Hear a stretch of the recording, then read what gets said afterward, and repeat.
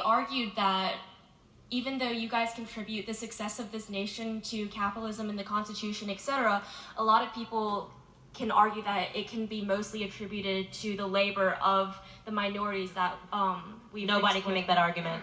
No one can make that argument successfully and win. Okay, so you, but like, what is your opinion on that? I mean, fine, make the argument. How many slaves were there in the South? Are you saying minorities like slavery? Do you think this country was built on slavery? At least partially, yes. Okay, how many slaves were there in the South? I don't know that exact number. That's the problem, is that you don't know that. This country was not built by slaves. It's a ridiculous argument to make. I understand you're in high school, and I guess that's kind of where you soften this, so I'm not going to go too hard here. But you kind of backed me against the corner here by saying you're in high school. You can't, if you're saying that you don't know the answer to that of how many people in the South actually own slaves, then you shouldn't make the argument that this country was built by slaves. But I don't think that it's an argument of how many people own slaves, because we do know that the majority of people in the South did not own slaves. However, there's still... That's the argument. Okay. The majority of people in the South didn't own slaves. The upper elite echelon of the South owned slaves. Well, 85% of the people in the South didn't have slaves. So here's a great argument. It's okay, and thank you for being here, by the way. It takes a lot of courage to get up, so thank you, first of all. If that argument were to be correct, then let's juxtapose other countries that had slavery even longer than America did.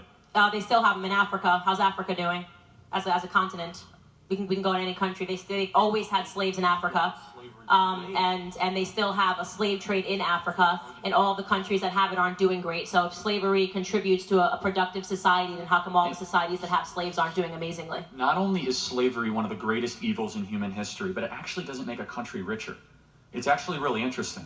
So the idea that slavery would actually increase the amount of wealth in society, actually look at growth rates, things stayed relatively the same in the American South under slavery as far as economic progress or lack thereof. But when you liberate individuals, which is of course based in a market economy, that's where you start to see the wealth creating engine start to accelerate. Innovation. Because what's inherent in slavery? You have to control a lot of people a lot of time. So your focus is on controlling and just repetitive labor. It's not on creativity, it's not on taking risks, it's not on empowerment. The cotton gin was a better option than having slaves pick cotton. So innovation is what drove the society forward.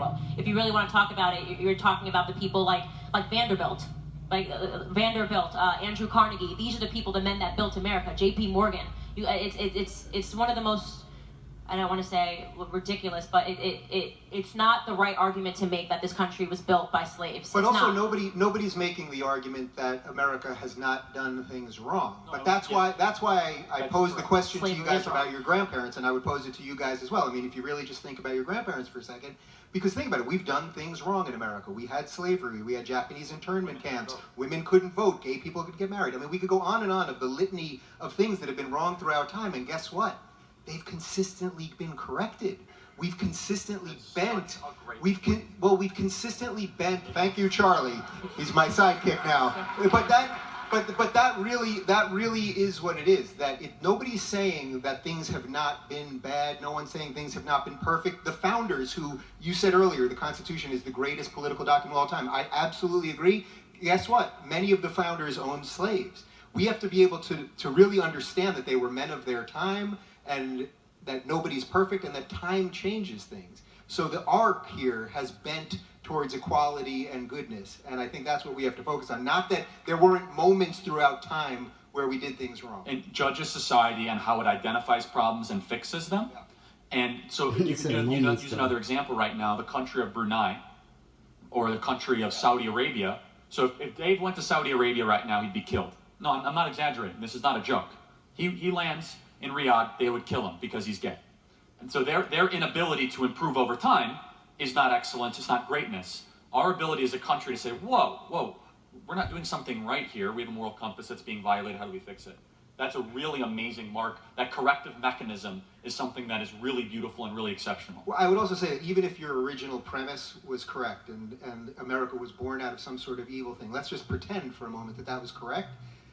The proof is in the pudding now. Pretend. Towards goodness. So it doesn't, in a weird way, it does not matter, even if the premise that you were offering originally was correct. Thank you guys for coming tonight. Thank you.